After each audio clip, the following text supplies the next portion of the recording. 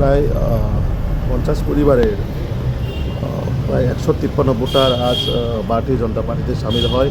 তো আমি সভা ছেড়ে আসার সময় মান্ডাইয়ের খুব সম্ভবত গ্রামের নাম উদয় কোবরা।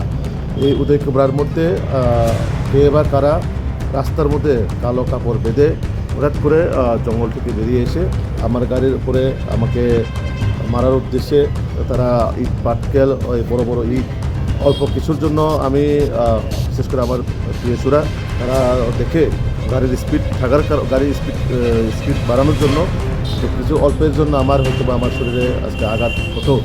তো এইরকমভাবে আজকে কন্টিনিউ ওইখানে আমাদের জনসভা চলাকালীনও মানে বাজার সভা চলাকালীনও ওইখানেও কিছু লোক ওইখানে গিয়া টুকরামাথার তারা চেষ্টা করছিল ওইখানে গিয়ে এই সভাকে বানচাল করার জন্য।